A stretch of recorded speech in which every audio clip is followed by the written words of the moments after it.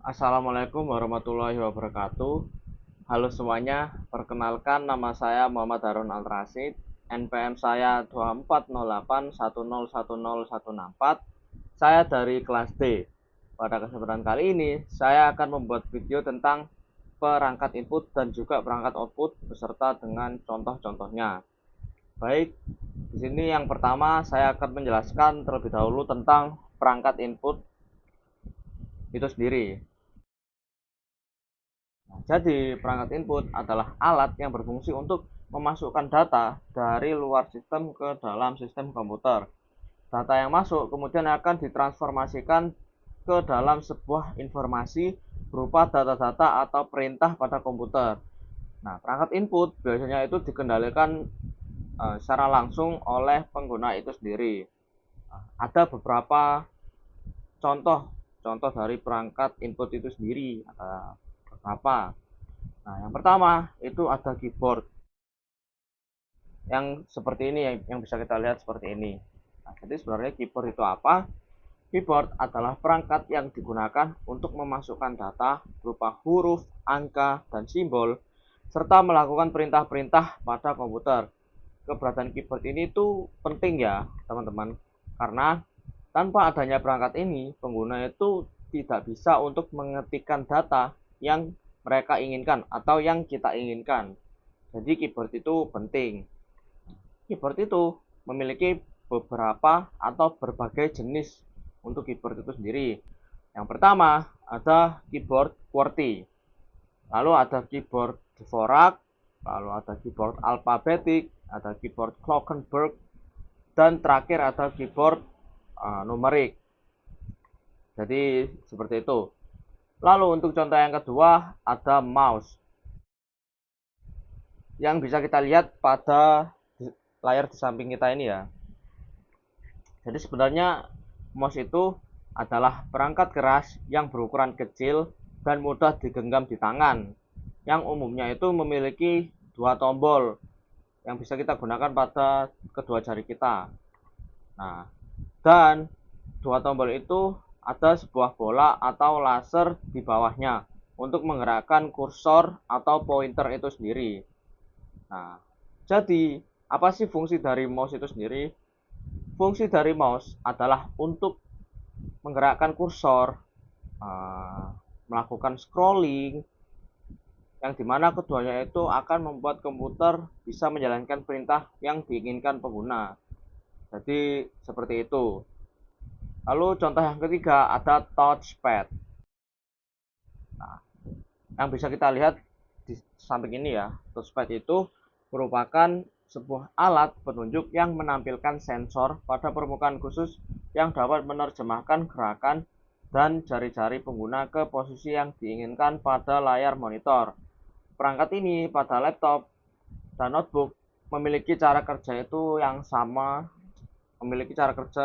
seperti mouse ya, jadi seperti itu. Untuk contoh yang keempat ada scanner. Ya, scanner itu merupakan perangkat keras yang berfungsi untuk mengubah data analog menjadi data digital. Perangkat ini digunakan saat kita ingin memindahkan data yang berupa hard file atau berupa kertas menjadi sebuah soft file atau sebuah data yang masuk ke dalam komputer, yang biasanya itu antara berupa gambar atau berupa file PDF. Jadi seperti itu. Nah, seandainya bila dikombinasikan dengan printer, scanner itu bisa digunakan menjadi mesin fotokopi berukuran kecil. Jadi seperti itu untuk scanner. Lalu yang contoh yang kelima adalah microphone. Ya, jadi microphone sendiri itu merupakan perangkat yang dapat mengubah suara analog menjadi suara digital. Fungsi dari mikrofon itu sendiri sebagai alat input untuk audio pada laptop dan komputer. Biasanya digunakan oleh orang-orang sebagai alat untuk merekam suara yang biasa digunakan saat sedang rapat atau sedang video call sama orang lain. Nah, untuk kualitas dari audio yang dihasilkan itu dipengaruhi dari kualitas mikrofon yang kita gunakan. Microphone biasanya itu sudah include dalam fiturnya perangkat laptop ya. Jadi biasanya untuk laptop sendiri itu memang sudah ada microphone itu sendiri. Baik, untuk contoh yang keenam ada joystick. Joystick merupakan perangkat input berbentuk seperti tuas gigi mobil atau seperti stick konsol yang memiliki banyak tombol di dalamnya. Joystick berfungsi untuk mengontrol pergerakan kursor atau pointer pada perangkat komputer. Joystick biasanya digunakan untuk bermain game dan menggerakkan karakter yang ada di dalamnya. Jadi seperti itu. Yang bisa kita lihat pada gambar di samping ini ya, untuk joystick. Lalu yang ketujuh ada flash disk. Flash disk itu apa? Jadi flash disk adalah perangkat yang berfungsi sebagai media penyimpanan data dengan ukuran kapasitas tertentu. Jadi untuk kapasitas flash disk itu sendiri itu bervariasi ya. Mulai dari 2 GB, 4 GB, 8 GB, 16 GB, hingga ada yang mencapai 32 GB. Jadi seperti itu. Lalu yang ke-8 ada CD atau yang biasa kita kenal sebagai compact disc. Jadi sebenarnya compact disc atau CD ini apa? Jadi compact disc itu adalah perangkat yang berfungsi sebagai media penyimpanan dan pembacaan data menggunakan sistem optik yang terbuat dari bahan plastik dan berbentuk lingkaran pipih dengan lubang kecil pada bagian tengah. Jadi bisa kita lihat di contoh seperti ini ya, bahwasanya kalau misalkan di CD itu di tengahnya itu memang ada lubang-lubangnya gitu di bagian tengahnya. Jadi seperti itu untuk dari CD itu sendiri. Lalu yang ke-9 itu ada modem. Modem adalah perangkat keras yang berfungsi untuk menghubungkan komputer ke jaringan internet. Bentuk dan tipe modem itu bervariasi, ada yang dicolokkan ke lubang dan ada yang menggunakan fitur WiFi. Cuman kalau pengalaman saya dulu ketika saya menggunakan modem itu biasanya masih pakai sistem dicolokkan gitu. Jadi setelah modemnya itu diisi paketan, ketika kita ingin menggunakan untuk mengakses ke jaringan itu biasanya harus dicolokkan terlebih dahulu. Jadi seperti itu. Lalu yang ke-10 ada contoh dari DVD-ROM. DVD-ROM merupakan perangkat yang digunakan untuk membaca data atau program dari media penyimpanan data DVD. Pada PC itu biasanya itu dipasang alat ini itu pada bagian CPU. Sedangkan pada beberapa laptop tertentu itu biasanya sudah tersedia ya di dalamnya. Jadi seperti itu. Untuk bentuknya ya seperti inilah kira-kira. Lalu contoh yang ke-11 ada digitizer atau digitizer. Nah, jadi digitizer itu apa? Jadi digitizer itu merupakan perangkat masukan yang berbentuk datar seperti papan yang memiliki beberapa tombol di bagian samping dan sebuah pena khusus untuk menulis atau menggambar data yang tersambung pada komputer.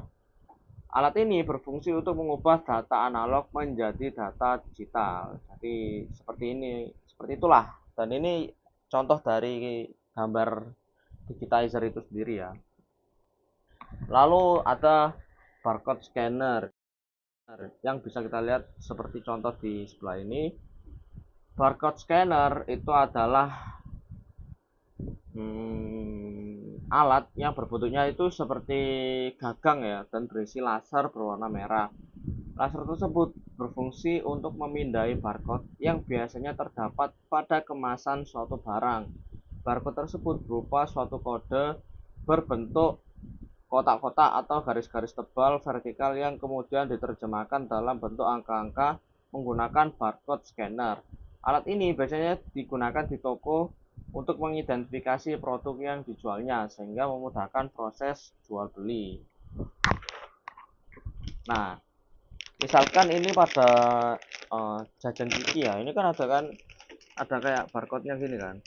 Nah, biasanya barcode ini itu di scan menggunakan alat ini. Jadi barcode scanner ini digunakan untuk nge-scan si uh, barang ini untuk proses jual beli, biasanya di minimarket atau di toko-toko menggunakan barcode scanner ini. Baik, selanjutnya ada light pen. Light pen adalah pointer elektronik yang berfungsi untuk memodifikasi dan mendesain gambar dengan monitor komputer.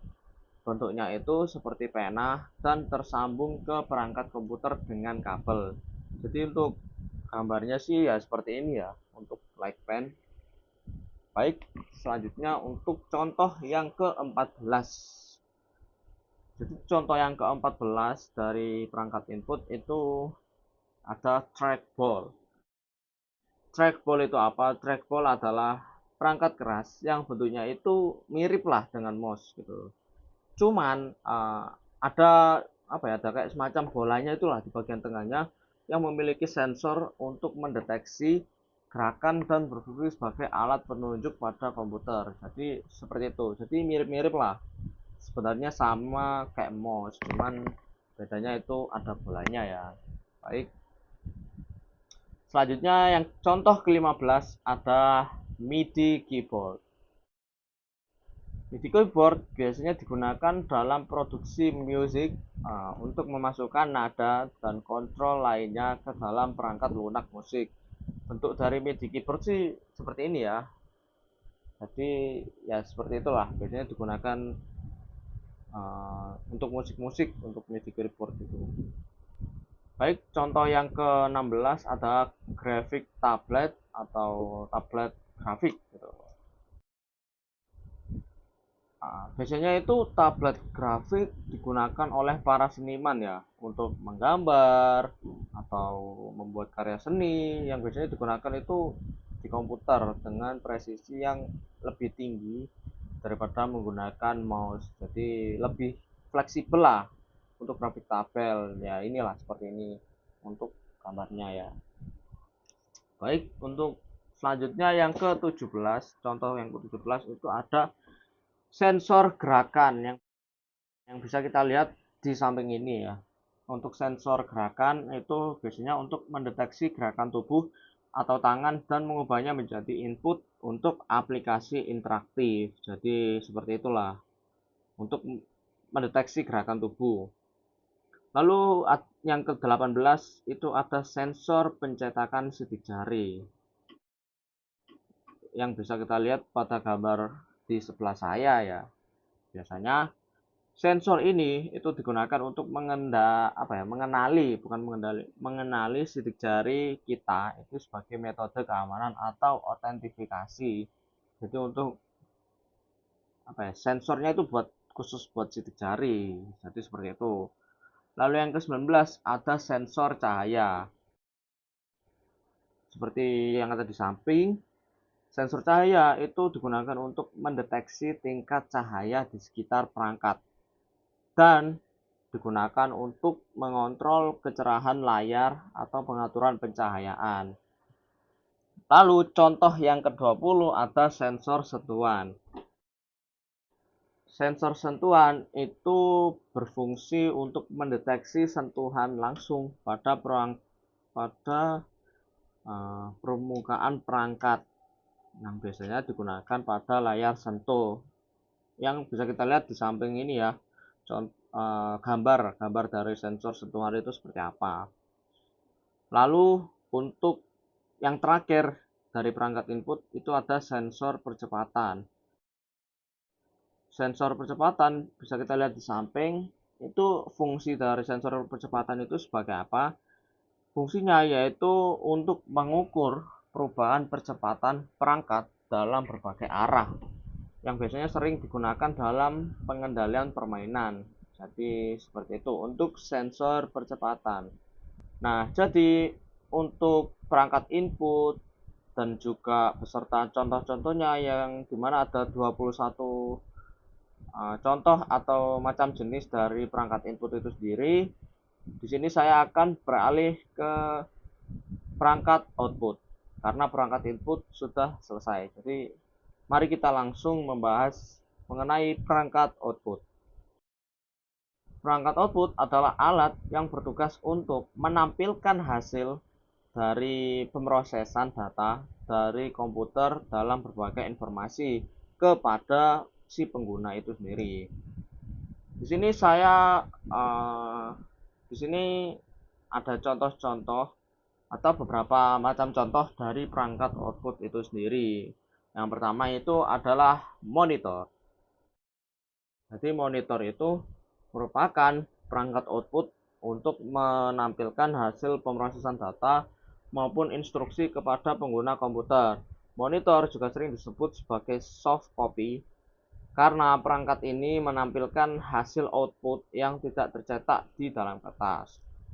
Nah, karena teknologi monitor di zaman sekarang ini berkembang pesat, sehingga itu ada beberapa jenis layar monitor lah, ada beberapa jenis untuk monitor itu sendiri.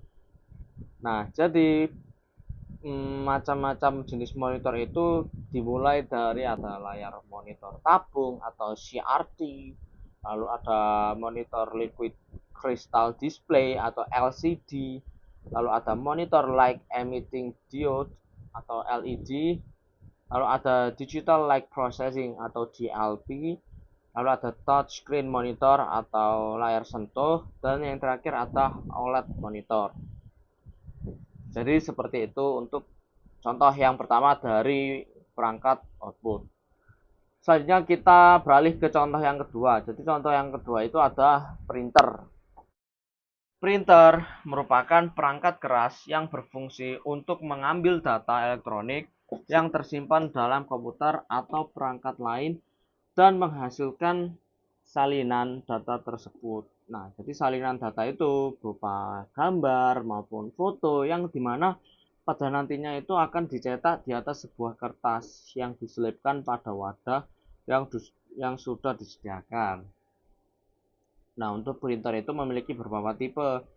Nah, ada yang tipe laser sama ada yang tipe inkjet kalau nggak salah.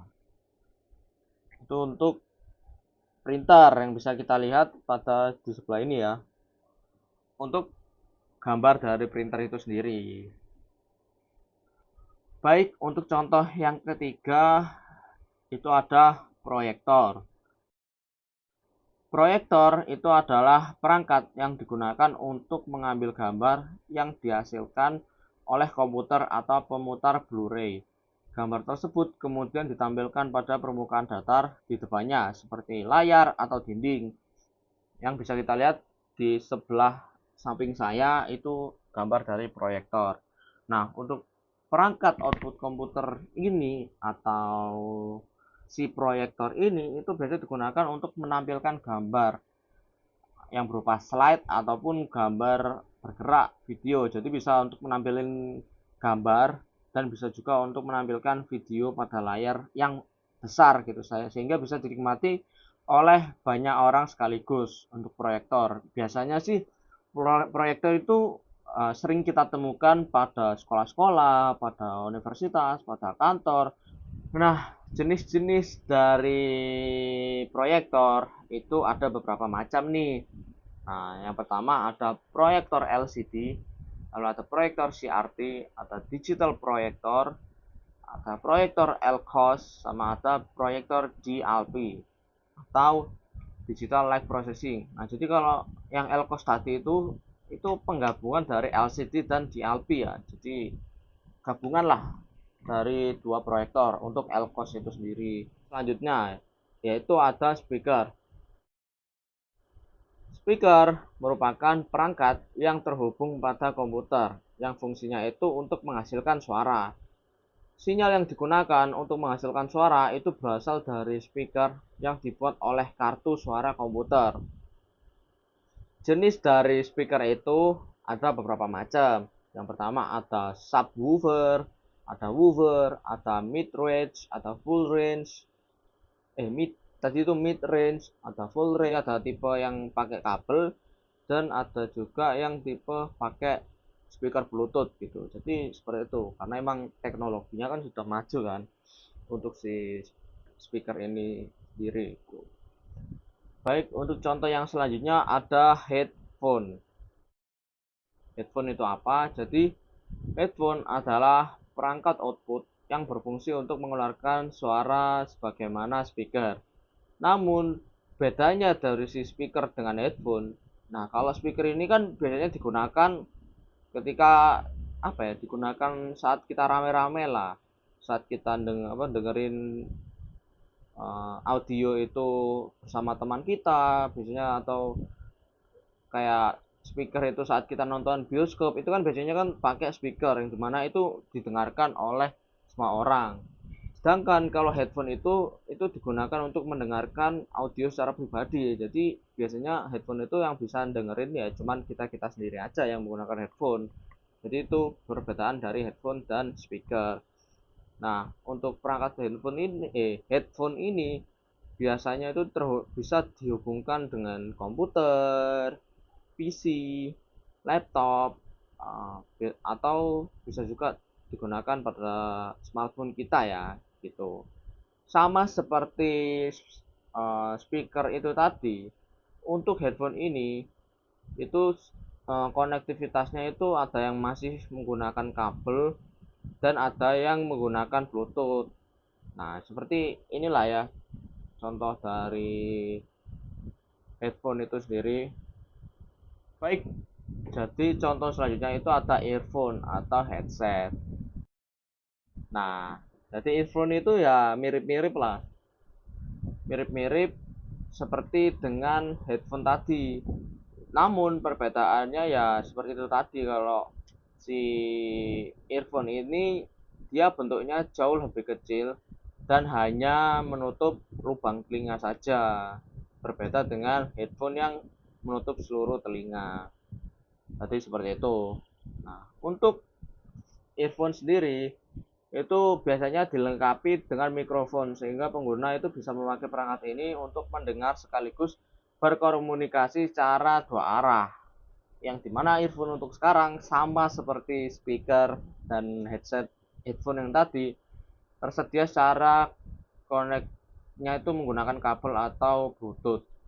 Contoh dari earphone itu seperti ini ya, atau seperti yang saya gunakan sekarang ini.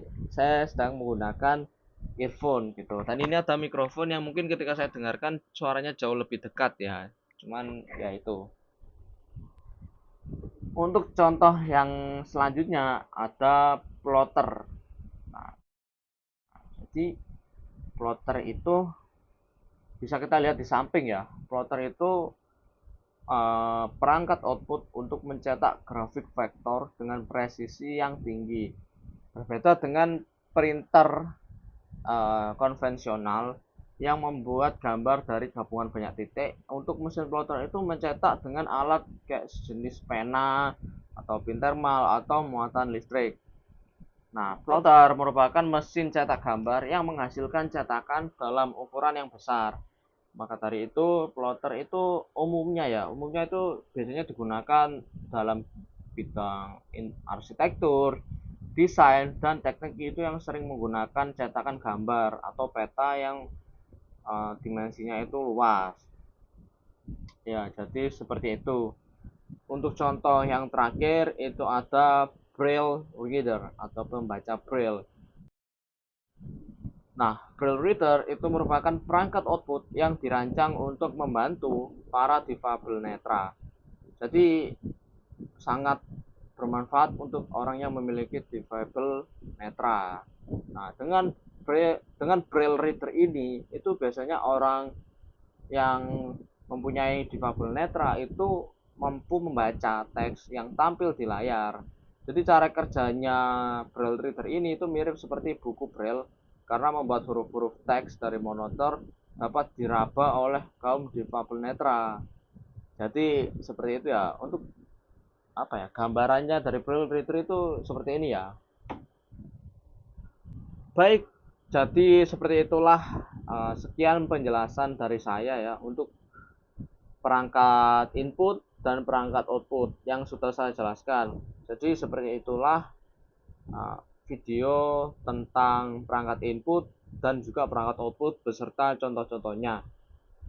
Baik, sekian dari saya. Terima kasih. Kurang lebihnya saya mohon maaf. Saya akhiri. Wassalamualaikum warahmatullahi wabarakatuh.